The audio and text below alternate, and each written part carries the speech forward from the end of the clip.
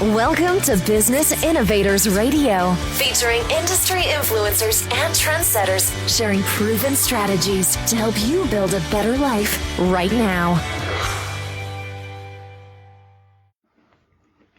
Hello and welcome to the show. This is your host, Neil Howe, and we are talking with our very special guest today, Travis Evans.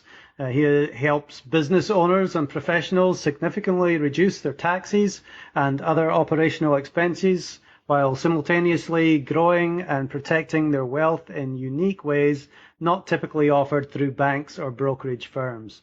Travis is a best-selling author, accredited small business consultant, and the inventor of his trademark process, economic efficiency engineering, which is an eye-opening opportunity to have substantially more retirement income without having to save more or risk more to obtain these results. Welcome to the show, Travis. Thanks, Neil. It's good to be here. Great to have you. Now, I want to really get into your trademark process here, but let's start out with who it is that you actually help. Who is your ideal client? So that's a good question. Unlike a lot of financial firms, we don't really categorize, I would say, our ideal client according to profession or income or assets. Naturally, we've worked with a lot of business owners and professionals, as you've alluded to, but typically the people that gravitate to us are just good, caring people that care not only about being wise stewards of their own financial resources, but really care about, someone beyond themselves, their families, their kids, their grandkids, their churches and charities and churches. And out of the abundance that we create together, they're, typically looking to share those benefits with the people they care about. And that's great. People who make a lot of money, and want to give back, those are the kinds of people that we definitely want to be helping out as much as possible. But would you say you deal with more of the individuals with a small local business, or would it be some of the bigger Fortune 500 companies? No, we have I would say a nice mix of both. Fortune 500 companies, we are privileged to have some of those of our clients, and they've just gravitated to us because of the uniqueness of what we offer. But, for example, we have hundreds of veterinarians that are clients, and just over time and referrals, it's kind of funny how your business grows that way. But it's a good mix, Neil. Great. Well, let's get into, obviously, with a small business and a larger business, there might be different ways that you help them, but what are some of the basic ways that you do help them? Yeah, what we do and the way we do it are really unique in the industry. So we help people reduce their taxes, and taxes are just one of the many expenses that we help them reduce, but taxes are the one that we all, it seems to give us a lot of pain, April and every quarter when we submit those taxes. So that's a big one. And we put a substantial amount of money in our clients' pockets through not only the specialized tax and retirement audits, but our clients love that we work on a results basis or a contingency basis. So, we put our time and our money where our mouth is when it comes to securing these results right up front.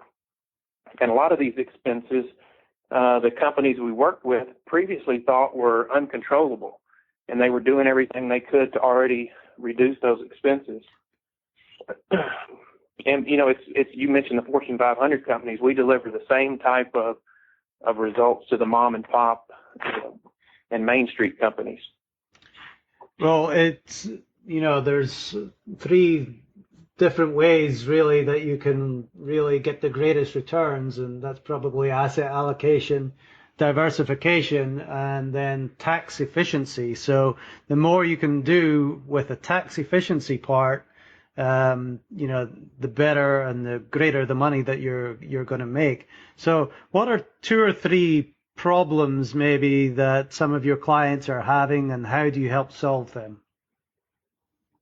Okay, good question. Everybody is unique, so I hate to paint with a broad brush, but typically when we talk about taxes, people think about income taxes. Well, we also go in and we reduce their property taxes as well. We work with some specialized tax incentives, R&D tax credits, and things that maybe their local tax planner is not really set up to do. A lot of people we find have, tax preparers, but not necessarily a tax planner. And that's what we try to do and go show them the results that we can obtain for them before we ask them to pay us a fee or, any type of commission or anything. So from the outset, we uncover what those property tax savings might be, or what the credits might be, and show them in black and white before they have to, pay us to do anything. So we really, really concentrate on doing everything on a results basis. Now, what kind of taxes are you talking about? We've got income tax that, everybody has to pay, but then you also have the capital gains tax. How do you help them there? The way we would help with capital gains tax would be similar to, a lot of people. There's anything we can do to reduce, defer, or completely eliminate taxes. There's different things we can do on the capital gains. We're trying to be efficient on our investments and take advantage of things that don't generate the capital gains to begin with. And just being efficient, is the big thing. And of course, when it comes to the financial services, it's very much about education, and the general population doesn't know a lot of the tax solutions that are available to them. Obviously, we're not trying to trick the system or anything, but we use the system to our benefit so that we don't have to pay more taxes than we need to. Absolutely, and it can be overwhelming. The tax code, I believe, and I've forgotten, but it's got the equivalent of, I think, 7 to 11 times as many words as are in the Bible. I mean, it's crazy, and it's constantly changing. I mean, literally, it seems like they change something every day. So it's pretty daunting to keep up with it. Definitely, and that's why people need to, talk to experts like yourself. In saying that, what would you say is your expert ability? What magic to draw veterinarians, for example, towards yourself? Well, I guess I would have to give some of that credit, actually a lot of that credit, to my father, who has worked with veterinarians going all the way back to 1967.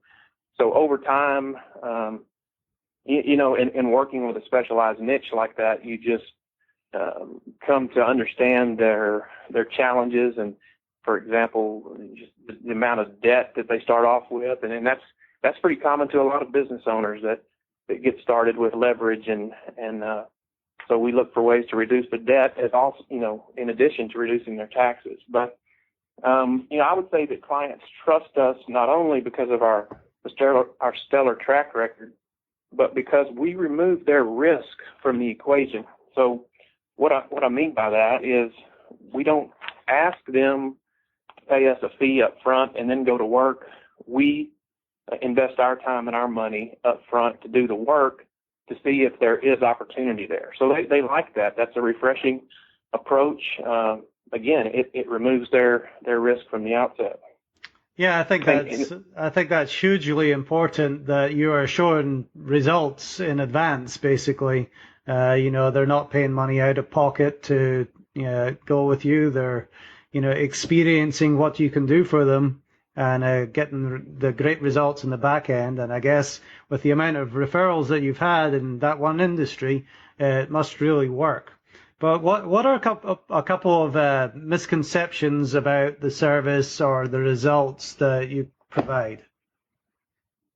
Well, kind of going back to what I alluded to earlier, I think most everyone, has some sort of a tax professional, but there's a big difference in tax preparation and true tax planning or tax mitigation, the specialized type of work that we do. So I would say, the first misconception is just assuming that their current advisors are already doing what we do. And that's rarely the case. So, because we are true specialists at recovering the substantial tax dollars today and at optimizing our clients' wealth for their tomorrows. And, when we think about tomorrows, one of the biggest goals people have on the horizon is their retirement. But people don't like to really address it, because the traditional model of financial planning or retirement planning will look ahead to how much money we're going to need at some date and time in the future.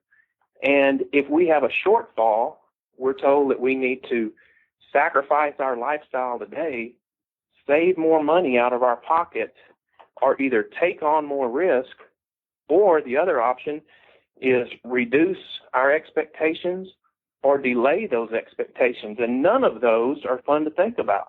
Neil, all of those things elevate our stress.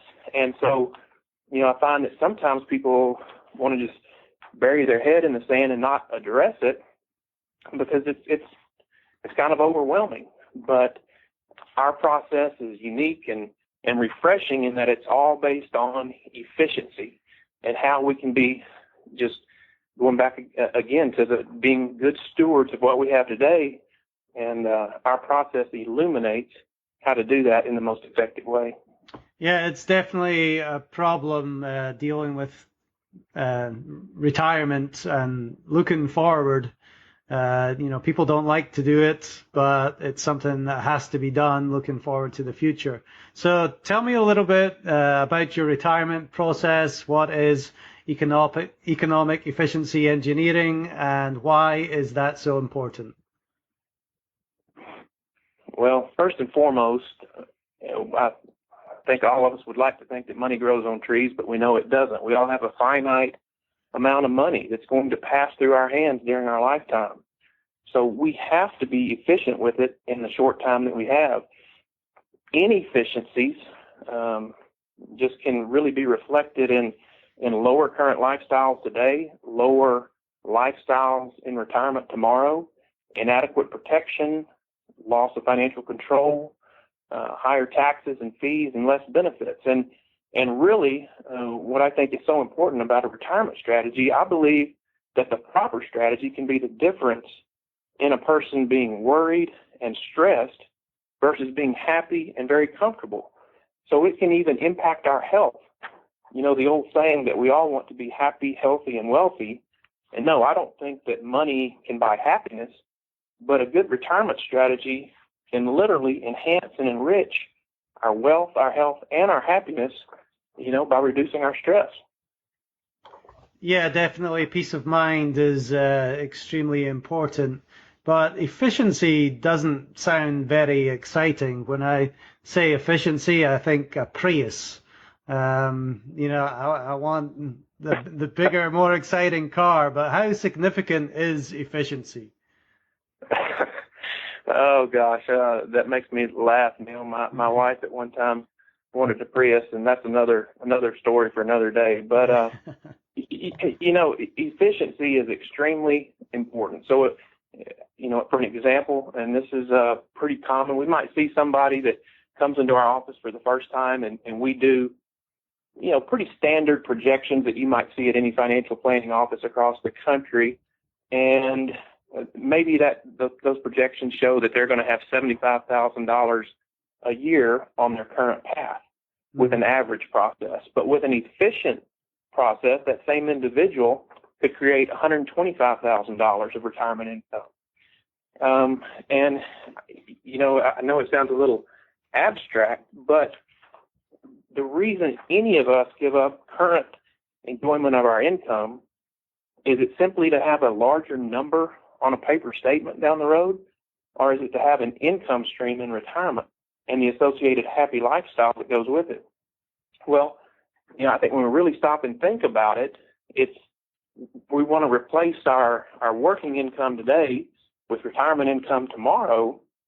But the way that people have been taught by the financial entertainers, by a lot of the brokers and agents of things that's disseminated down, sometimes it benefits those big companies more than it does the individual.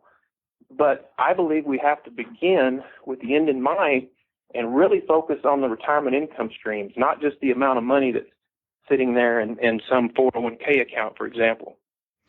And the way those income streams work, most people do not understand.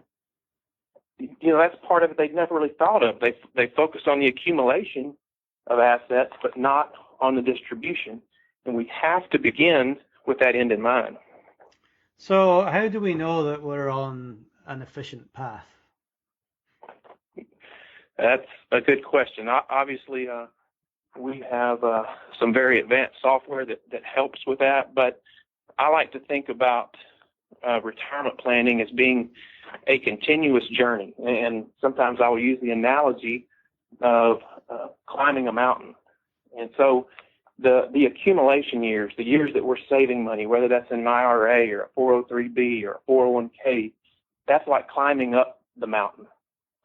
But when we walk out of our office for the last time on the day that we retire, hopefully we look back at the pinnacle of that mountain and we reflect back on our career, and it's an exciting time. But we've got to understand that getting up to the top of the mountain is just part of the equation. If I was going to go climb a huge mountain and get a guide and he told me he could get up to the top safely, but he didn't know if he could get me back down, well, I'd go get a different guide. So, getting back down the mountain is the distribution phase of retirement. And it's what I'm always amazed when I realize that people really haven't given it that much thought until they're a couple of years away from retirement and they start scratching their head trying to figure out how they're going to get throughout 20 or 30 years of retirement safely without running out of money. Yeah, that's definitely a major fear for everybody, especially boomers and seniors, is running out of money and not having that lifetime income. But it seems like it might be a pretty daunting task to take care of all of this. Well, it sure can be, but it doesn't have to be. Back not too long ago, when pension plans were the norm in this country, retirement planning for individuals used to be a lot simpler and more automatic. Pension plans put the responsibility of providing your retirement income into the hands of our employers, and typically our pension amount would be comparable to a good percentage of our salary while we were working. And pension plans automatically took into account both the accumulation of money and the distribution of it for retirement income. Well, around the late 70s and early 1980s, things started to change significantly. And as retirement plans like 401ks were introduced, they started becoming the norm. And these type of plans meant employees became more responsible for providing retirement income, for themselves. But the problem is that IRAs, 401ks, all these qualified plans that became the rage, they focus mainly on the accumulation of money and not on the distribution of money. And when used alone, they might be very inefficient for creating retirement income streams later. And again, retirement income streams is what it's all about. So to avoid potentially running out of money in retirement, academic research over and over again has stated that we can only withdraw 3 to 4% of our money from these type of accounts without having a high risk of running out of money in retirement. Well, a 3 to 4% distribution rate is problematic because these relatively low distribution rates, for example, if you'd need $1 million at retirement just to create $30,000 to $40,000 per year of retirement income. Well, what about adding inflation to that income? So $100,000 of income today needs to be about $180,000 in 20 years at 3% inflation just to maintain the same spending power. Well, that would require the accumulation of approximately $5 million by retirement time.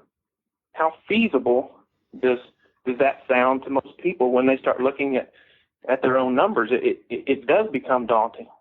And, that's not really the path that people want to be on. Again, it's great at accumulating money, but not great at distributing money, and it's not efficient. So why was there a change made from these pension plans to 401ks, which, kind of puts the onus back on the person, the individual? It doesn't seem to be working that well, but what are the possible solutions here? Yeah, well, I think there were a myriad of reasons why that transition took place, including, I think, government regulations and rules were passed that made it harder and harder, more red tape to keep those pension plans going for the employers. It became easier to put the burden onto the employee, but not only that, back in those days, tax rates were really, really high, and the thought was that you would be retiring in a low tax bracket. So, getting a so-called tax deduction back when tax rates were high, and then deferring those taxes until hopefully a lower tax bracket later on seemed to make sense. But really, now that we step back and we look, our tax rates right now are very, very low. And with the problems we have in our economy right now, and the debt and the retiring baby boomers putting a strain on our, our economic system, most people believe tax rates are going to go up. So it's very problematic. So explain to me a little bit about the low distribution rates. You talked about 3 or 4%. How do we get higher distribution rates? How can we take more money out safely so that we have more money for the long term? Yeah, excellent question. And this is really where the rubber meets the road. So if you go back and you think about how pensions used to be the norm, and then it changed to where qualified plans became the norm, really neither one is designed to work independently or exclusively of the other. They work best when there's a proper balance and ratio. So when we retire, we essentially have two big global options for generating retirement income streams from the assets that we've managed to build. So the first option is we can exchange our money or trade our money for a pension-like income stream. Now, this is where pension or actuarial science comes in. The second option for generating income is really the default path that most people are on today, and that's by investing our money and using a mathematical or a rate of return science. But if we don't incorporate actuarial science, we are relegating ourselves to the 3 to 4% income rate problem that we talked about earlier. When we incorporate pension type planning or actuarial science along the way, we put ourselves on a path that can potentially provide higher retirement income rates from the assets we've built. And it's the balancing between these two options that's the key. Having too much of either can make us less efficient. And our process, clearly through the software that we use and our trademark processes, it clearly and simply illuminates a person's most efficient and effective pathway to achieve those higher levels of retirement income. Well, it sounds like you really do have it down to a science. What do you think may be a reason that a person who you can really help decides not to hire you? Would it be something like price or time commitment or just a lack of understanding of what you offer? Well, that's another good question, Neil. But, I'd say because we've removed their risk from the equation, and we've removed the discomfort and the frustration normally associated with traditional financial planning topics, I can't really think of, anyone who's ever looked at our process and not decided to take advantage of it, unless that person just absolutely had no care in the world about money and didn't care at all about their future financial security or putting more money in their pocket today. Well, I like the fact that you're not charging high fees or anything like that up front, and you're really leading by the results that you offer your clients. And Travis, tell me a little bit more about you. How did you get involved in the financial services industry in the first place? Well, I mentioned my father earlier. Growing up from a young age, I saw how loved he was. And literally, just absolutely loved by his clients. And I don't think that's a trait that a lot of people normally associate with financial advisors, unfortunately. But just seeing that and the type of benefit that he was providing and how much people thought of him professionally and personally, I obviously wanted to follow in his footsteps. I wasn't real sure when I was going to A&M that that's what I was going to do, but as I got out and prayed about it, I saw an opportunity to really make a difference. Kind of going back to what we talked about earlier, it's more than the money. It impacts our health, it impacts our communities, the worthy causes that we care about. Really the chance to make a substantial difference in people's lives is what attracted me. So speaking of that, obviously, taking time to look at your finances and look to the future, to your retirement, you can make a tremendous difference in somebody's life, especially if you do it earlier on. But does any one person stand out that you've worked with as a story that you may be able to tell of what kind of difference you made in their life? Well, I obviously I wouldn't use names or anything like that, but as you asked that question, there's a number of people that come to my mind. I'll just tell you this: my clients end up becoming my best friends, and I think it's because we do make a difference, and it doesn't matter. Again, like I said earlier, what their income is, what their assets are, what their profession is. We take a genuine, custom approach with everybody we work with, and the differences at times can be substantial, but those differences are not always measured in dollars and cents. Right. Now, you mentioned your father and you kind of followed in his footsteps. Can you maybe share a lesson that you learned earlier on in your career that still impacts how you do business today? Well, the thing that comes to mind, Neil, we lived out in the country, had a barn about 100 yards behind our house. And the first lesson I remember him teaching me about money, we had just gone through a gate getting close to the horse barn, and I saw something shining in the dirt, and I ran and picked it up. I was excited to see what it was, and it was a penny. And I looked at it, and I just threw it back down. I said, "Oh, that's just a penny."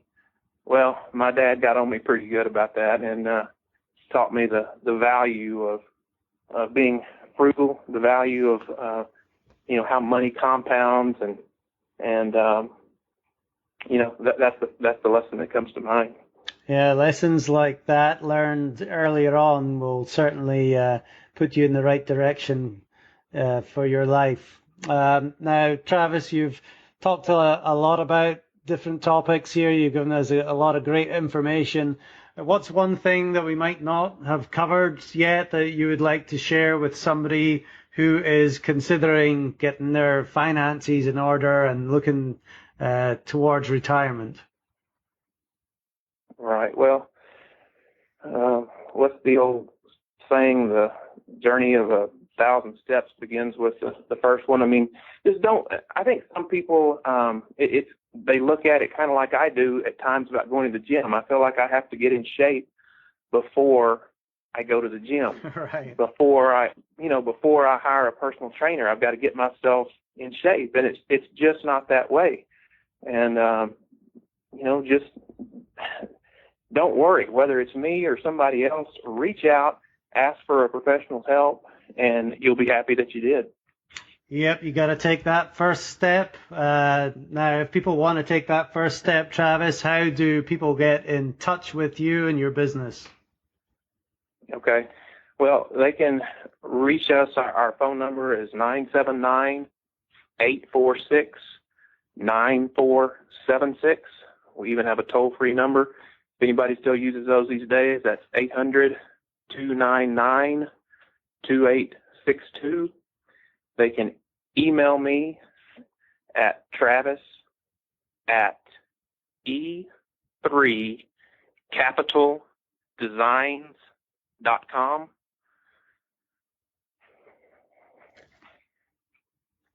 Great. Well, I appreciate your time here, Travis. Obviously, you are an educator and you're an advocate for the success of your clients. They become friends. They wouldn't be friends with you if you weren't doing them great favors and putting their best interests first.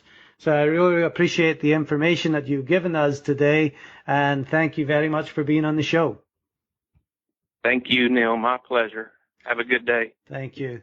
Now, to our audience, if you like what you hear, please take a moment and hit that like and share button, and we will see you next time on the show.